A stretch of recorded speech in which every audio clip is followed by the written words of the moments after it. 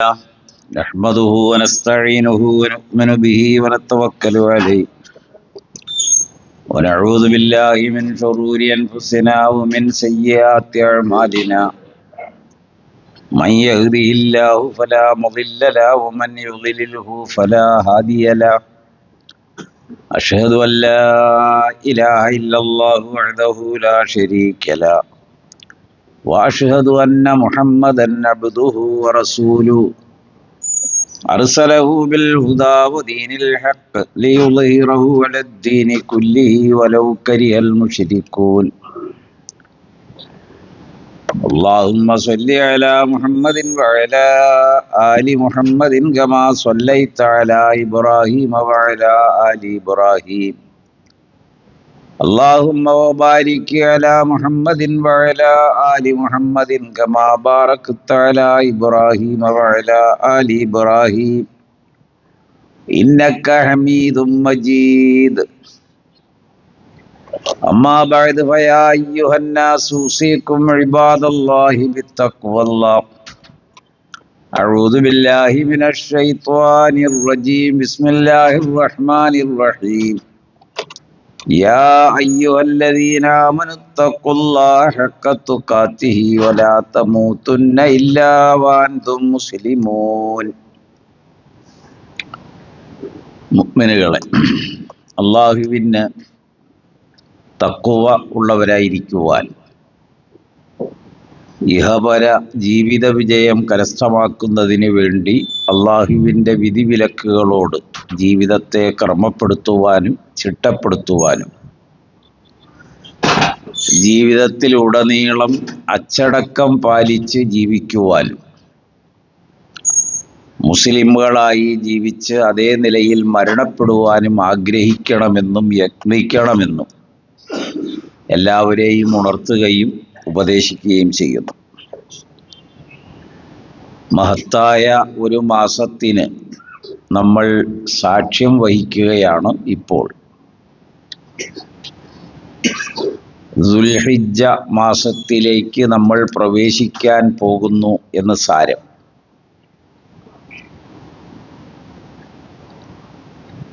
വരുന്ന തിങ്കളാഴ്ച സൗദി കലണ്ടറൊക്കെ അനുസരിച്ച് ദുൽഹജ്ജ് 1 ആയിരിക്കാം.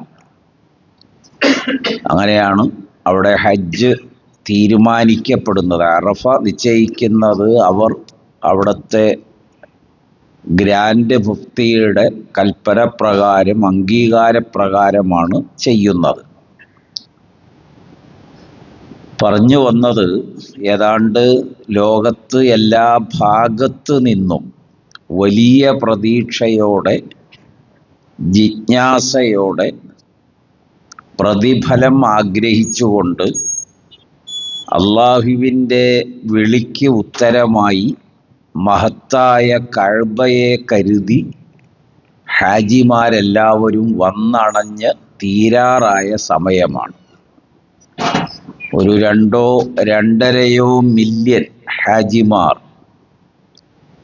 ഏതാണ്ട് മസ്ജിദുൽ ഹറമിലും മസ്ജിദുൽ നബവിയിലുമായി ഇപ്പോൾ എത്തിച്ചേർന്ന് കഴിഞ്ഞിട്ടുണ്ട്. ഓരോരുത്തരും ഓരോ ആവശ്യങ്ങളുള്ളവരാണ്. അവർ വരുന്നത് വ്യത്യസ്തമായ ആഗ്രഹ സഫലീകരണമാണ്. അള്ളാഹുവിനോട് അർത്ഥിച്ചാൽ അതിന് ഫലമുണ്ടാകുമെന്നും അവിടെയാണ് വിജയം എന്നും ഉറപ്പിച്ച് എത്തിച്ചേരുന്നവരാണ് ഹാജിമാർ. സർവോപരി അത്തരം ഒരു കേന്ദ്രം അള്ളാഹു സ്ഥാപിച്ചത് അനുചര വൃത്തങ്ങൾ അതിനെ വമ്പിച്ച അളവിൽ ആദരിക്കുന്നത് കൊണ്ടാണ് ഈ മഹത്വമൊക്കെ പ്രയോജനപ്പെടുക. അഥവാ മസ്ജിദുൽ ഹറം, കഅബ ഷരീഫ് ലോകത്ത് ഏതൊന്നിനേക്കാളും വലിപ്പമുള്ളതായി കാണുകയും അതിനോട് ആദരവും ബഹുമാനവും സ്നേഹവും പുലർത്തുകയും ചെയ്യുന്നതുകൊണ്ട് നാൾക്ക് നാൾ അതിൻ്റെ മഹത്വം വർദ്ധിച്ചുകൊണ്ടിരിക്കുന്നു.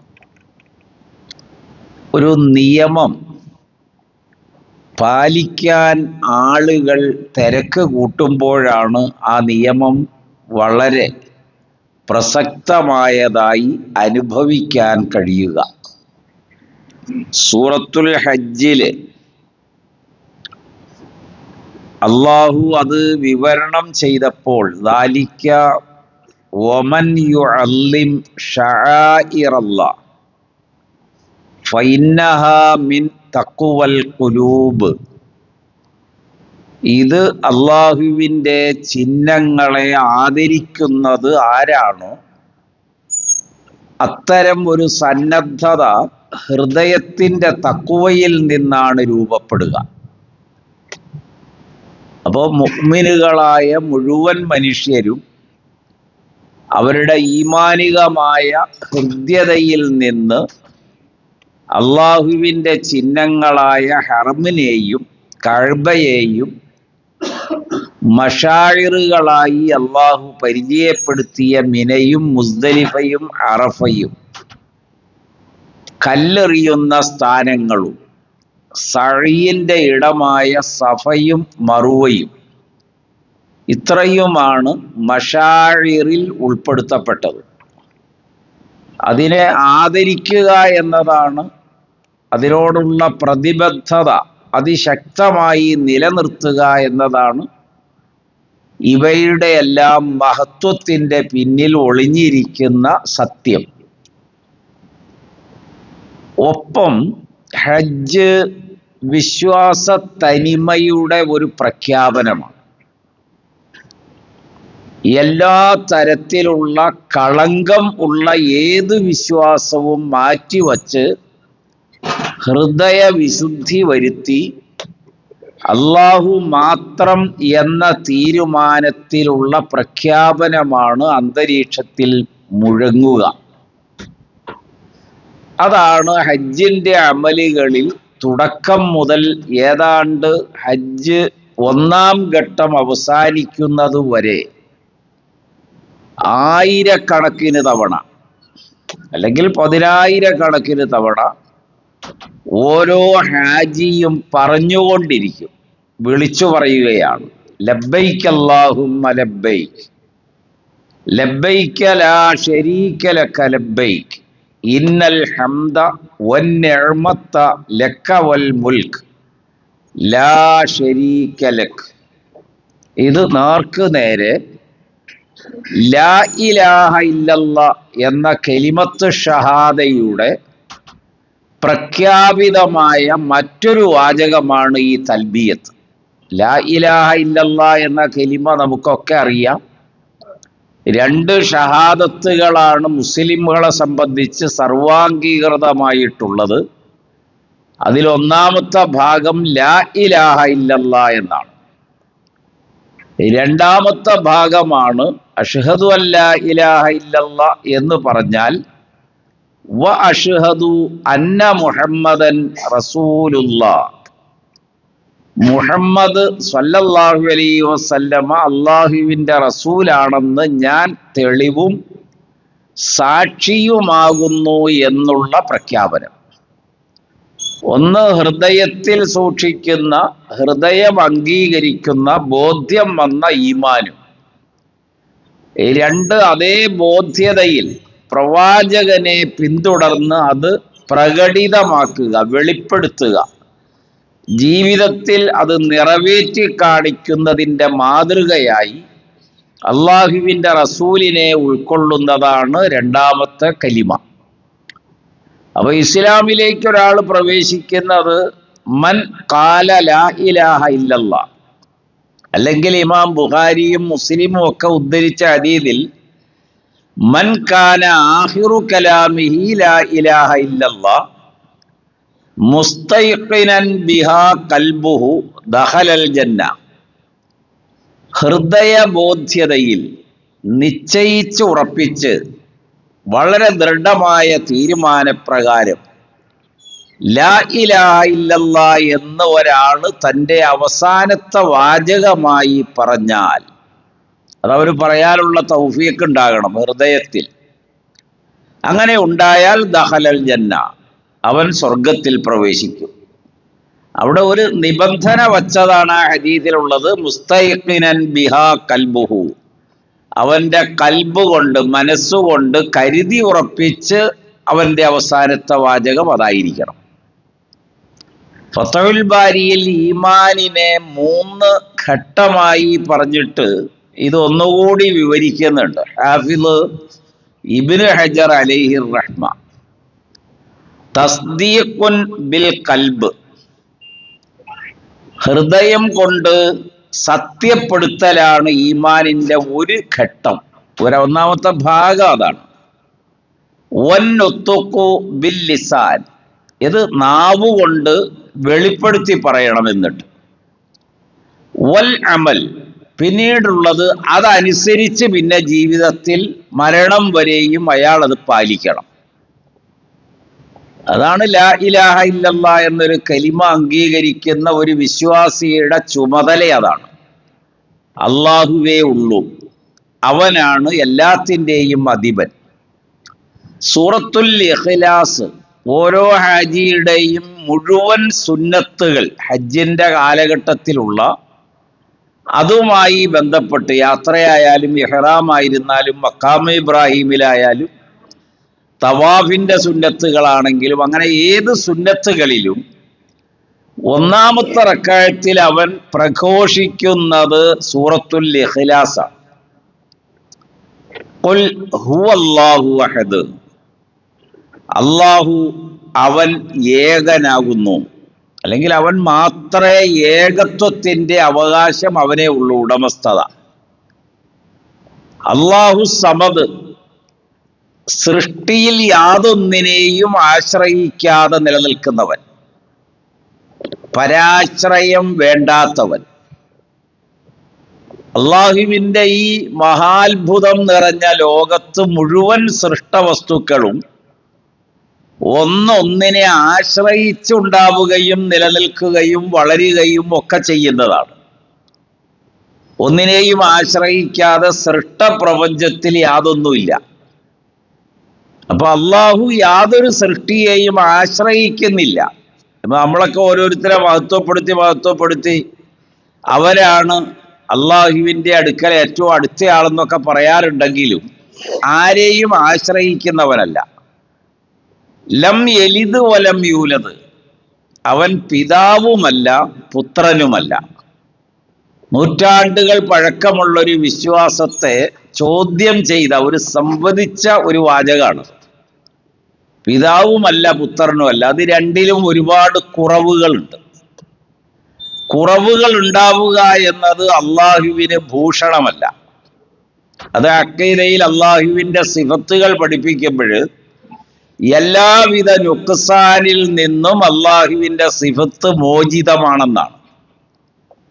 അപ്പൊ പിതാവായിരിക്കുക എന്നതിനും സ്ഥലകാല ബന്ധങ്ങളുണ്ട്, ആദ്യാവസാന സമയമുണ്ട്, കഴിവും കഴിവുകേടിൻ്റെയും വിഷയമുണ്ട്, അവസാനം ഇല്ലാതാകലുണ്ട്, മരണം.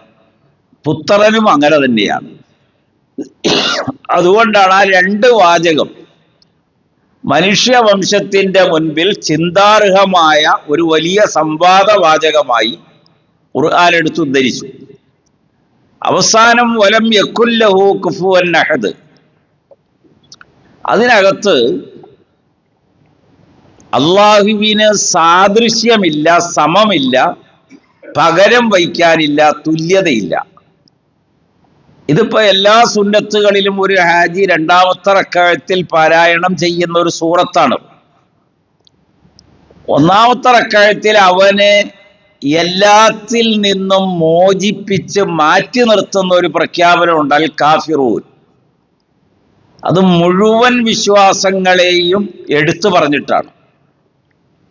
ഖുൽ യാ അയ്യുഹൽ കാഫിറൂൻ എന്ന് പറഞ്ഞിട്ടാണ് അവൻ ലാ അഅ്ബുദു മാ തഅ്ബുദൂൻ, നിങ്ങൾ വന്ദിക്കുന്നു, ആരാധിക്കുന്നു, അതുപോലെ തന്നെ നമിക്കുന്നു, നേർച്ച വഴിപാടുകൾ ചെയ്യുന്ന കേന്ദ്രങ്ങൾ, ആശ്രയിക്കുന്ന കേന്ദ്രം, ആഗ്രഹ സഫലീകരണത്തിന് വിളിക്കപ്പെടുന്ന ഓരോ കേന്ദ്രങ്ങളും, അങ്ങനെ എന്തെല്ലാം ഇബാദത്തുകളുടെ മേഖലയുണ്ടോ അവയിൽ ഒന്നിനോടും എനിക്ക് യാതൊരുവിധ പ്രതിപത്തിയുമില്ല, അടുപ്പവുമില്ല. ഞാൻ അതിനെ ഒന്നും ആരാധിക്കുന്നില്ല, ഞാൻ അതിനോടൊന്നും കേടപേക്ഷിക്കുന്നില്ല, അവയുടെ ഒന്നും സഹായം ഞാൻ തേടുന്നുമില്ല. എന്നിട്ട് ഈ ഒരു ആദർശവും മാർഗവും നിങ്ങൾ പിന്തുടരുന്നില്ല. അതുകൊണ്ട് നിങ്ങൾ നിങ്ങളുടെ വഴിക്ക് ജീവിക്കുക, ഞാൻ എൻ്റെ വഴിക്ക് ജീവിക്കും, ഞാൻ എൻ്റെ ദീനനുസരിച്ചും നിങ്ങൾ നിങ്ങളുടെ ദീനനുസരിച്ചും എന്ന് പ്രഖ്യാപിക്കുകയാണ്. പറഞ്ഞു വന്നത്, ഹജ്ജിന്റെ വിളംബരം ഈ വിശ്വാസ തനിമ, നിഷ്കളങ്കമായ ഈമാൻ പ്രകടിപ്പിക്കലാണ്, അത് വെളിപ്പെടുത്തലാണ്. ദിനരാത്രങ്ങളോളം ആജിമാര് ലാ ഇലാഹ ഇല്ലല്ലാ എന്ന കലിമയുടെ ആവർത്തനം എന്ന രീതിയിൽ തന്നെ തൽബിയത്ത് ചൊല്ലിക്കൊണ്ടിരിക്കുകയാണ്. നബി സല്ലല്ലാഹു അലൈഹി വസല്ലമ ആവർത്തിച്ച അറഫയിലെ എത്രയോ സമയം, ആയിരക്കണക്കിന് തവണ അള്ളാഹുവിൻ്റെ റസൂല് ഉരുവിട്ടുകൊണ്ടിരുന്ന വാചകം ലാ ഇലാഹ ഇല്ലല്ലാ എന്നതാണ്. അതിനാണ് ഓരോ വാചകവും പുതുമ. ആ മനുഷ്യന്റെ ഹൃദയത്തെ തൃപ്തിപ്പെടുത്തുകയും നിർഭയമാക്കുകയും എല്ലാ നിലയിലും സംതൃപ്തി പകരുകയും ചെയ്യുന്ന ഒരു വാചകമാണ് ലാ ഇലാഹ ഇല്ലല്ലാ. ഇതാണ് നബി ഏറ്റവും കൂടുതൽ ആവർത്തിച്ച ഒരു വാചകം. പിന്നെ ലോകത്ത് എല്ലാ സന്ദർഭങ്ങളിലെയും പ്രമുഖമായ ദുആ ഖുർആനിൽ വന്നതാണ്. അത് റസൂലുള്ള അടക്കം ഖിയാമത്ത് നാൾ വരെയും ജനിച്ചു വളരുന്ന മുഴുവൻ മനുഷ്യരും, അവരെവിടെയൊക്കെ ഉള്ളവരായിരുന്നാലും ആരൊക്കെ ആയിരുന്നാലും, എല്ലാവരുടെയും മനസ്സിന്റെ ആവശ്യങ്ങളെ ഒന്നിച്ച് സ്വാംശീകരിച്ചെടുത്ത് മുഴുവൻ മനുഷ്യരാശിയുടെയും ആവശ്യമായി ഖുർആൻ എടുത്തുദ്ധരിച്ച ഒരു ദുആയാണ്. അതിൽ അവരുടെ ഇഹപര ജീവിത വിജയം പ്രഖ്യാപിക്കുന്നു. അതാണ് റസൂലുള്ളാഹിയുടെ ഏറ്റവും വലിയ ഒരു ദുആ. റബ്ബന ആതിനാ ഫിദ്ദുനിയാ ഹസന, അതാണ് അതിലെ ഒരു ഭാഗം. വഫിൽ ആഖിറത്തി ഹസന, അത് രണ്ടാമത്തെ വാചകമാണ്. വഖിനാ അദാബന്നാർ, അത് മൂന്നാമത്തെ ആവശ്യമാണ്. അതിലാദ്യം പറഞ്ഞ വാചകം നമ്മുടെ ജീവിതം മുഴുവനും അതിനകത്ത് ഉൾച്ചേരുകയാണ്.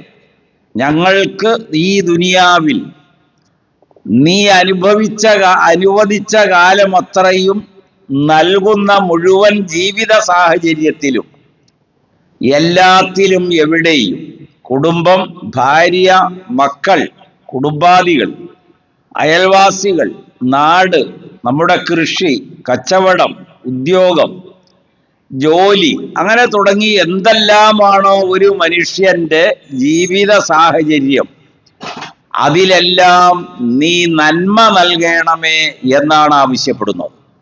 ഈ ഓരോന്നോരോന്ന് എടുത്ത് എണ്ണിയാൽ ആ ഹജ്ജിന്റെ ആ ഒരു മാസം മുഴുവൻ പറഞ്ഞാലും ഇവന്റെ ജീവിതാവശ്യം പറഞ്ഞു തീരൂല.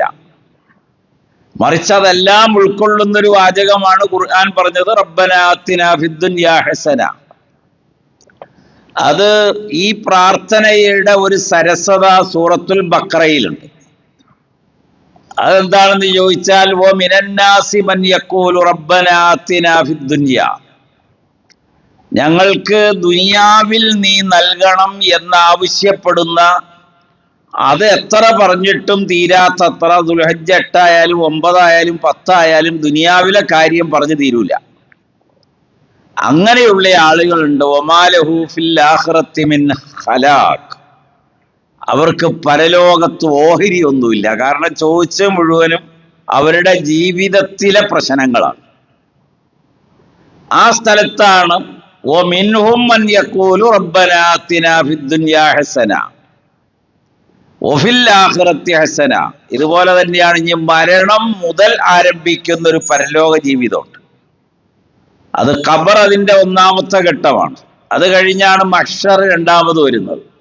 ഹിസാബ് മൂന്നാമത്തെ ഘട്ടമാണ്. 4ാമത്തെ ഘട്ടമാണ് സ്വർഗമോ നരകമോ നിശ്ചയിക്കുന്ന സമയം.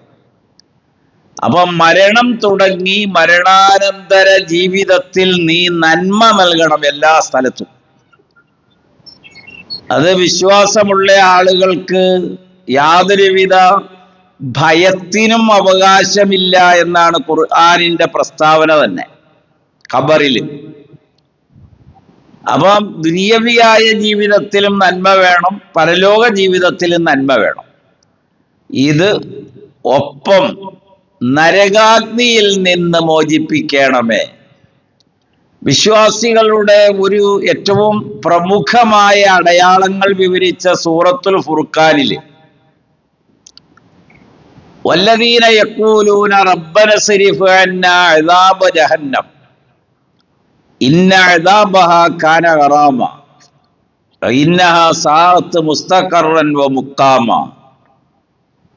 നരകത്തിൽ നിന്ന് മരിക്കുന്നത് മുതൽ അയാളുടെ ജീവിതത്തെ അനുഭവിക്കാൻ തുടങ്ങും ഒറ്റയ്ക്ക്, പിന്നെ വേറെ ആരും കൂട്ടില്ല.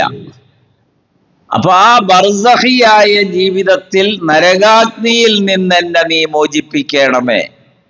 ഇത് അവന്റെ ഒരു തപസ്സായി, ഏറ്റവും വലിയ ഒരാവശ്യമായി ചോദിച്ചുകൊണ്ടിരിക്കലാണ് വിശ്വാസികളുടെ ബാധ്യത. അതാണ് വിശ്വാസികൾ ചെയ്യുന്നത്. അപ്പൊ ദുൽഹജ്ജ് മാസത്തിലേക്ക് കടക്കുമ്പോൾ ഇപ്പൊ നമ്മളിവിടെ ഹജ്ജിന് ഒരു പ്രത്യേകതയുള്ളത് ബലി നൽകലാണ്. ഇപ്പൊ ലോകമെമ്പാടും മുസ്ലിമുകൾ ഇബ്രാഹിം അലൈഹിസ്സലാമിന്റെ ഒരു ചര്യ സ്മരിക്കപ്പെടുന്നതോടൊപ്പം ആ സ്മരണയാണ് തൗഹീദിന്റെ വളരെ കൃത്യമായ പ്രഖ്യാപനം. അദ്ദേഹം നേരിട്ട ജീവിത പ്രതിസന്ധികൾ, ചെറിയ വിട്ടുവീഴ്ച ചെയ്താൽ പോലും രക്ഷപ്പെടാം, പക്ഷെ അതെല്ലാം അവഗണിച്ച് അള്ളാഹുവിന്റെ പ്രീതിക്ക് വേണ്ടി വിശ്വാസത്തിൽ അടിയുറച്ചു നിന്നതിന്റെ പേരിൽ വലിയ വലിയ അഗ്നി പരീക്ഷണങ്ങൾ അനുഭവിക്കേണ്ടി വന്ന ഒരു പ്രവാചകൻ. അദ്ദേഹമാണ് എല്ലാ അംബിയാ മുർസലുകളുടെയും ഇമാമ് എന്ന് ഖുർആൻ മുദ്രണം ചെയ്ത് പേര് നൽകി അള്ളാഹു സ്ഥാപിച്ചത്. വഇന്നീ ജാഇലുക ലിന്നാസി ഇമാമ, ഇതാണ് പറഞ്ഞത്. വഇദ് ഇബ്തലാ ഇബ്രാഹീമ റബ്ബുഹു ബികലിമാത്തിൻ ഫഅതമ്മഹുന്ന ഖാല ഇന്നീ ജാഇലുക ലിന്നാസി ഇമാമ ഖാല വമിൻ ദുർരിയത്തി ഖാല ലാ യനാലു അഹ്ദിയൽ ളാലിമീൻ. അതാണ് ഖുർആൻ പറഞ്ഞത്. അള്ളാഹു ഇബ്രാഹിമിനെ അതികഠിനമായി പരീക്ഷിക്കുകയുണ്ടായി. അതെല്ലാം അദ്ദേഹം വളരെ ഭംഗിയായി വിജയിപ്പിച്ചു. എല്ലാം വിജയിച്ചു കഴിഞ്ഞപ്പോൾ അള്ളാഹു പ്രഖ്യാപിച്ചു, ഇബ്രാഹിമെ, നിന്നെ നാം മുഴുവൻ മനുഷ്യവംശത്തിനും ഇമാമായി നിശ്ചയിച്ചിരിക്കുന്നു. ഇന്നീ ജാഇലുക ലിന്നാസി ഇമാമ, നിന്നെയാണ് മുഴുവൻ ജനതയും പിൻപറ്റുക. അപ്പൊ അദ്ദേഹം പറഞ്ഞു, എൻ്റെ സന്താന പരമ്പരകളിലും അതിന് യോഗ്യരായ ആളുകളെ നീ അങ്ങനെ ഇമാമായി നിശ്ചയിക്കണം. അള്ളാഹുവിന്റെ മറുപടി, ഖാല ലാ യനാലു അഹ്ദിൽ ളാലിമീൻ, എൻ്റെ ഈ കരാർ അക്രമകാരികൾക്ക് സംഭവ്യമല്ല. അപ്പൊ ഇബ്രാഹിം നബി അലൈഹിസ്സലാമിന്റെ ജീവിതത്തിലെ ഓരോ ഘട്ടവും അറിഞ്ഞും അറിയിച്ചും ഓർത്തുകൊണ്ടും ഓർമ്മപ്പെടുത്തിയും ബലി കർമ്മം നടത്താറുണ്ട്. അത് ദുൽഹജ്ജ് 1 മുൻപ് നിശ്ചയിച്ചു കഴിയുന്ന ഒരാൾ, ഉളുഹിയ്യത്ത് അറക്കാൻ തീരുമാനമുള്ള ഒരാൾ, പിന്നീട് അയാൾ താടി മീശ രോമങ്ങളൊന്നും എടുക്കരുത്, നഖം മുറിക്കരുത്, മുടി വെട്ടരുത്. വളരെ പവിത്രമായൊരു മനസ്സ് ഉണ്ടാക്കിയെടുക്കലാണ്, അള്ളാഹുവിന് വേണ്ടിയാണ്. പ്രത്യേകിച്ച് അള്ളാഹു ആ മനുഷ്യനെ ഉണർത്തി, ലൻ യനാലല്ലാഹ ലുഹൂമുഹാ വലാ ദിമാഉഹാ വലാകിൻ യനാലുഹു തഖ്വാ മിൻകും കദാലിക സഖറഹാ ലക്കും ലിതുകബ്ബിറുല്ലാഹ അലാ മാ ഹദാക്കും വബശ്ശിരിൽ മുഹ്സിനീൻ. ഈ ആയത്തിന്റെ ഘടനകളിൽ വലിയ അർത്ഥങ്ങളുണ്ട്. ഇങ്ങനെ ഈ പറഞ്ഞതിൽ സാധാരണ ഒരു ആയത്തിന്റെ ഘടനയല്ല ഈ വചനത്തിനുള്ളത്. ലൻ യനാലല്ലാഹ ലുഹൂമുഹാ, അതിന്റെ മാംസം, അതിന്റെ കൊഴുപ്പ്, അത് എത്ര ഉണ്ടായി, അത് എത്ര കുടുംബത്തിന് വിതരണം ചെയ്തു, ആളുകൾക്ക് ചെയ്തു, ഇതൊന്നും അല്ല അവിടെ നോക്കുക. മാംസം അതിൻ്റെ ആ വലിപ്പം ഇതൊന്നും അള്ളാഹുവിലെത്തൂല. അതിൽ നിന്ന് ചിന്തുന്ന രക്തവും അള്ളാഹുവിന് വേണ്ട. അത് ഈ എല്ലാ രക്തബലിയാണ് ലോക മതങ്ങളുടെ ബലിയുടെ ചിന്തയിൽ ഒരു കർമ്മം. അതിനെ ഖുർആൻ ഇവിടെ നിഷേധിക്കുന്നു. അത് മനുഷ്യരെ ബലി കൊടുത്താലും മൃഗങ്ങളെ ആയാലും എന്ത് വസ്തുവാണെങ്കിലും ഇസ്ലാമിൽ അത്തരം ഒരു ബലിയില്ല. അതുകൊണ്ട് തന്നെ ഈ രക്തം ചിന്തുക എന്ന രക്തം അള്ളാഹുവിനെ പ്രീതിപ്പെടുത്തുകയോ അവനിൽ പ്രസാദനം ഉണ്ടാക്കുകയോ ചെയ്യുന്നില്ല. വലാകിൻ യനാലുഹു തഖ്വ മിൻകും, നിങ്ങൾ എന്തിനാണോ അത് ചെയ്യുന്നത് ആ നിയ്യത്തിനാണ്, അതാണ് അള്ളാഹുവിൽ എത്തിച്ചേരുക. ഹജ്ജ് എന്ന് പറഞ്ഞാൽ തന്നെ ഒരു ലക്ഷ്യമാണ്, കരുതലാണ്, തീരുമാനമെടുക്കലാണ്.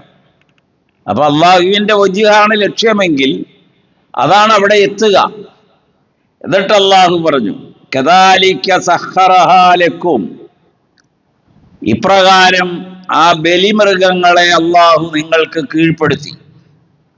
ലിതുകബ്ബിറുല്ലാഹ അലാ മാ ഹദാക്കും, നിങ്ങളെ ഹിദായത്തിലാക്കി, നേർവഴിയിലാക്കി, നിങ്ങളുടെ എല്ലാ മാർഗഭ്രംശത്തിൽ നിന്നും മോചിപ്പിച്ച് അള്ളാഹുവിന്റെ മാർഗത്തിൽ കൊണ്ടുവന്ന് നിലനിർത്തി.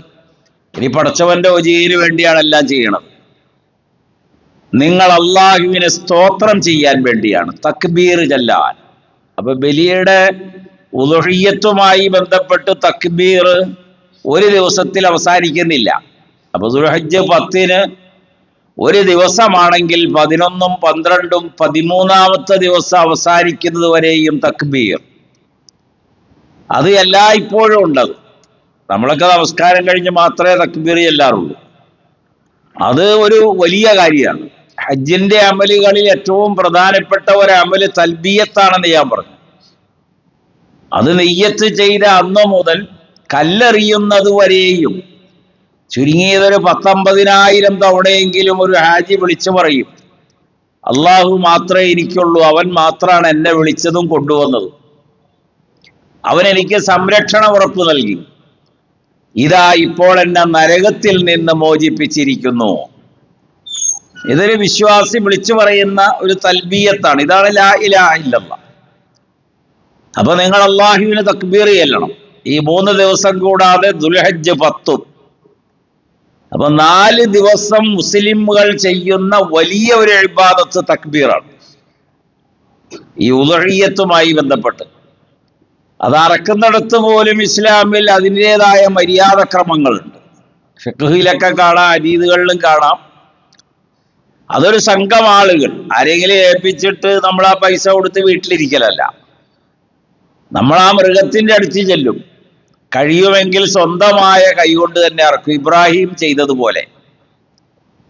കഴിയാത്ത ആൾ മറ്റൊരാളെ കൊണ്ട് ചെയ്യിക്കും. പക്ഷെ നമ്മളെല്ലാവരും അതിന് ചുറ്റും ഉണ്ടാവും, എല്ലാവരും തക്ബീർ ചെല്ലും. അതൊരു ഹൃദ്യമായ അനുഭവമായി മാറും ഉളുഹിയ്യത്ത് അറുത്ത് കഴിയുമ്പോൾ. ഇതിങ്ങനെ ആരും കാണുന്നില്ല, വീട്ടിൽ കുറച്ച് ഇറച്ചി കിട്ടിയെങ്കിൽ അതുകൊണ്ട് എന്താ ഒരു മഹത്വമുള്ളത്? ഇത് ബലിയുടെ മാംസമാണ്. ഇത് ആർക്കൊക്കെ അവകാശപ്പെട്ടതാണ്? എല്ലാ ഫക്കീറന്മാർക്കും അവകാശപ്പെട്ടത്. ഖുർആൻ പറഞ്ഞപ്പോൾ ലിയഷ്ഹദു മനാഫിഅ ലഹു, സൂറത്തുൽ ഹജ്ജിലെ ആയത്താണ്. അവർക്ക് പ്രയോജനകരമായ കാര്യങ്ങൾക്ക് അവരെല്ലാം സാക്ഷികളാകാൻ. വയദ്കുറു ഇസ്മല്ലാഹ, അള്ളാഹുവിന്റെ നാമം അവർ ഉച്ചരിക്കാൻ വേണ്ടി എല്ലാവരും. ഫീ അയ്യാമിൻ മഅലൂമാത്ത്, അറിയപ്പെടുന്ന ദിവസങ്ങൾ. അലാ മാ റസഖഹും മിൻ ബഹീമത്തിൽ അൻആം, കാലികളുടെ മാംസം അവർക്ക് ഭക്ഷണമായി നൽകിയത് ഭക്ഷിക്കാൻ. ഫകുലൂ മിൻഹാ, നിങ്ങൾ അതിൽ നിന്ന് കഴിക്കണം. വഅതിമുൽ ബാഇസൽ ഫഖീർ, എല്ലാ വിഷണ്ണനും എല്ലാ ദാരിദ്ര്യം അനുഭവിക്കുന്നവർക്കും നിങ്ങൾ ഇത് ഭക്ഷണമായി നൽകണം. അപ്പൊ മനുഷ്യരെ മാത്രം കാണുക, അവരുടെ പട്ടിണി കാണുക, അവരുടെ ആശ്വാസം കാണുക, അവരുടെ ആ ഒരു ദിവസത്തെ സന്തോഷം നിങ്ങൾ ഉറപ്പുവരുത്തണമെന്നാണ്. അതില് സ്വന്തവും ബന്ധവും കുടുംബവും നാടും നാട്ടുകാരൊന്നുമില്ല. ജാതിയും മതവും ഒന്നും അവിടെ പരിഗണിക്കില്ല. മനുഷ്യരായ എല്ലാ ദരിദ്രരായ ആളുകൾക്കും അത് കൊടുക്കും. രണ്ടാമത് പറഞ്ഞപ്പോൾ ഖുർആൻ പറഞ്ഞത് ഫൈദാ വജബത്ത് ജുനൂബുഹ, അങ്ങനെ അറുത്ത ഒരു മൃഗം ഭൂമിയിൽ ചെരിഞ്ഞു വീണു, എന്നിട്ടത് മരിച്ചു. ഫകുലൂ മിൻഹ, ആ മാംസം നിങ്ങൾ കഴിക്കണം. വഅത്ഇമുൽ ഖാനിഅ വൽ മുഅ്തറ കദാലിക സഖർനാഹാ ലക്കും ലഅല്ലക്കും തഷ്കുറൂൻ, നിങ്ങൾ നന്ദിയുള്ളവരാകാൻ വേണ്ടിയാണ്. ഇവിടെ എല്ലാ ആവശ്യക്കാരുമാണ്, എല്ലാ വിഷമം അനുഭവിക്കുന്നവരുമാണ്, പ്രയാസം അനുഭവിക്കുന്നവരാണ്, പട്ടിണി കിടക്കുന്നവരാണ്, അങ്ങനെയുള്ള മുഴുവൻ ആളുകൾക്കും. അതുകൊണ്ടാണ് എത്രയോ വർഷങ്ങളായി, പതിറ്റാണ്ടുകളായി ദരിദ്ര രാജ്യങ്ങളിലെ ഏതാണ്ട് ജനങ്ങളുടെ ഒരു 6 മാസക്കാലത്തേക്കുള്ള ഭക്ഷണം ഹാജിമാരുടെ ബലിമൃഗ മാംസങ്ങൾ എത്തിക്കുക വഴി അവർക്ക് മതിയാകുന്നു. ഇന്ന് എത്രയോ യൂറോപ്യൻ രാജ്യങ്ങൾ, ആഫ്രിക്കൻ രാജ്യങ്ങൾ, അത് 1, 2, 10 രാജ്യങ്ങളിലേക്കല്ല, അവിടുത്തെ മുഴുവൻ ജനങ്ങളുടെയും ഭക്ഷണമാകുകയാണ്. അപ്പൊ ആ ജനങ്ങൾ ഏത് ജാതിയിൽപ്പെടുന്നു എന്നത് നോക്കണ്ടാന്ന്. അതാണ് ഖുർആൻ നേർക്ക് നേരെ പറഞ്ഞത്. നിങ്ങൾ സൂറത്തുൽ ഹജ്ജിലെ ഈ ആയത്ത് നിങ്ങൾക്ക് ഇഷ്ടമുള്ള ഏതെങ്കിലും ഒരു തഫ്സീർ എടുത്ത് വായിക്കുക, മലയാളത്തിലോ അറബിയിലോ ഇംഗ്ലീഷിലോ ഉള്ളത്. അപ്പൊ നിങ്ങൾക്ക് ഇതിന്റെ തത്വം മനസ്സിലാവും.